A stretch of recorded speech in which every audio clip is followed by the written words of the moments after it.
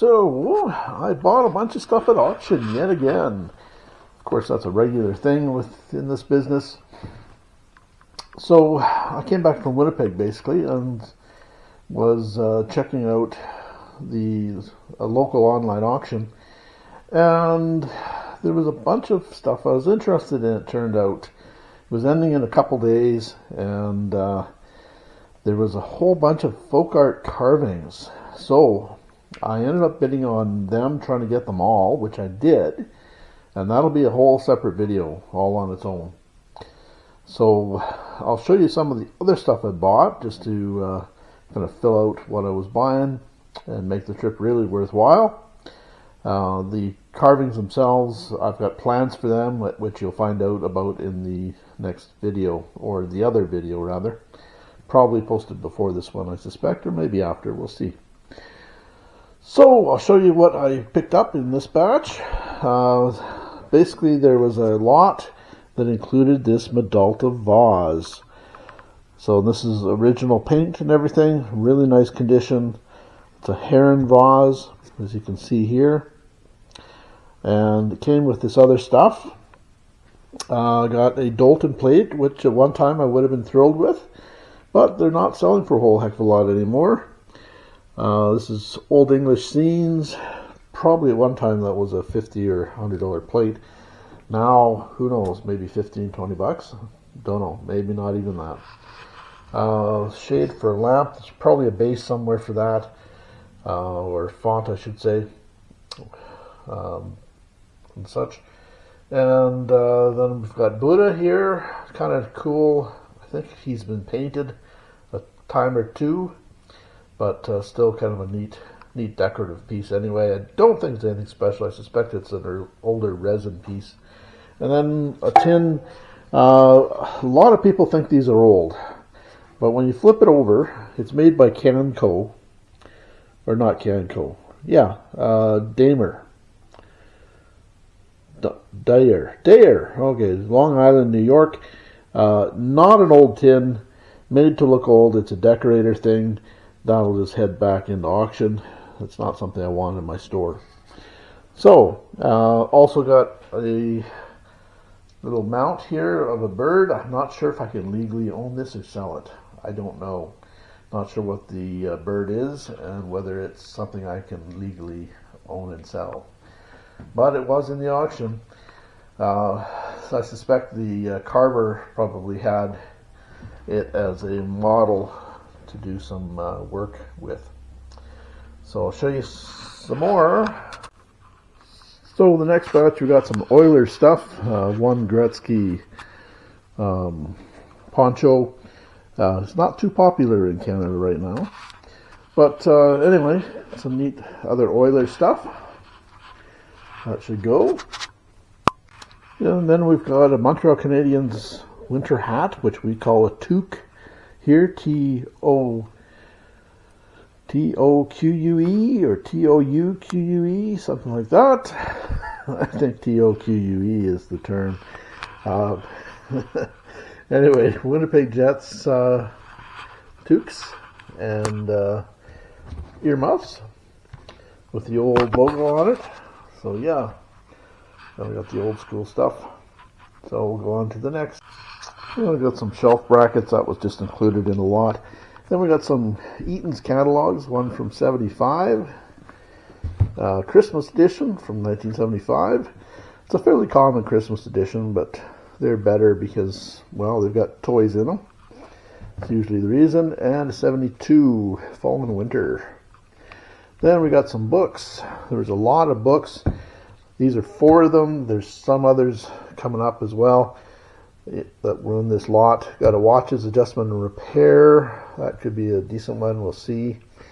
Then Adele's Oil Burner Guide. Not too big of a deal. Probably $10 or $15 book. Then Modern Blacksmithing. That could be a good one. We'll see. Rational Horseshoeing and Wagon Making. So that could be a good book. We'll see. I'm interested to find out what that's worth. And then Adele's Engineers and Firemen's Examinations. And we'll go on to the next bit of stuff. And then there's a whole whack of 45s. Now, there's a 45 that I always look for. It was Neil Young's very first record. And I think there was 100 pressed in Winnipeg, or recorded in Winnipeg, on a label that was mainly known for Ukrainian music and such, and folk music. So you never know where it's going to turn up. Some have turned up mixed in with batches of Ukrainian music. So anyway, I'm hoping maybe there's that record in here. It's reputed to be worth $50,000, but I don't think one has sold for that in quite some time. But it's up there in value, not 50 grand, but apparently Neil Young himself doesn't own a copy of it. So I was always hoping to find 2 copies and be a descendant one. I think that would be kind of cool. But anyway, yeah, we've got those ones there. And we've got a couple folding lawn chairs. These retro kind of 70s or the 80s ones. These ones are in superb condition. The metal's still shiny. So yeah, they're in nice shape. I don't know what they're worth, maybe 35 a piece, 30 a piece, something like that. I have one in the back as well that I should put out. But yeah, they're cool. I remember sitting in these, you get a checkerboard pattern of mosquito bites on your butt and your back, basically. Yeah. And a couple fruit baskets that had junk in them. These are from the 70s, more than likely. They've got both the quarts, pints, well, that's French, quarts and liters on them. So, it'd be 70s more than likely. And then we've got a couple cheese boxes. Brookfield cheese, Rex skim milk cheese, Northright ballpoint pen, some inkwells, ink bottles there, and the Fire Chief tin car, made in Japan. Oh, made in China. Oh, that's a modern one, I think. Yep. Not as old as I thought. Oh well. Didn't catch that on the I bet they had it on, I bet they had the view from this side and didn't have made in China on it. Shoot. Well, that kind of annoys me. Oh well, that one's going back into auction. I don't want that in the store. I don't think that's an older one, although made in China stuff does go back a little ways, but I don't think that's as old as it's represented, as it's trying to be. Anyway, well, that's kind of disappointing. Oh well, always a disappointment in there somewhere. Then we've got these books. Strongman Stunts Made Easy. Molding a Mighty Back. Molding a Mighty Chest. Molding a Mighty Grip. And Molding Mighty Legs. There you got. You can mold everything on your body. Souvenir of Toronto booklet. These were in with that lot of books I mentioned. And then we've got a catalog, Brown and Sharp Small Tools. It's a good catalog. I bid on that lot mainly for the catalogs and the blacksmithing book. So, but that's a good catalog. That'll be $65 or more. And Odell's again, TV service manual, probably a $5 to $15 book. Modern Flight by C.P. Clevenger. Now that might have some value. We'll see. I'll do a check on that one. Then we've got Woods Manufacturing Company. So they made tents and canvas goods by the looks of it.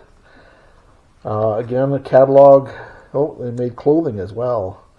That's right. They're still in existence, I think, Woods, or was, relatively recently. They made flags as well, camping gear.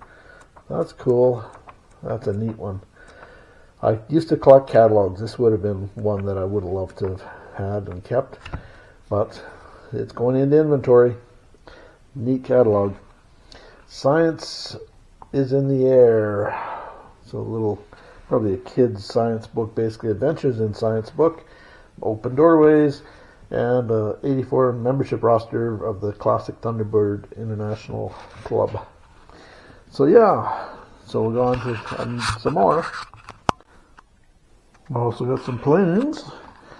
Got a Stanley here. Looks like somebody bought it at a garage sale or something. And another a handyman.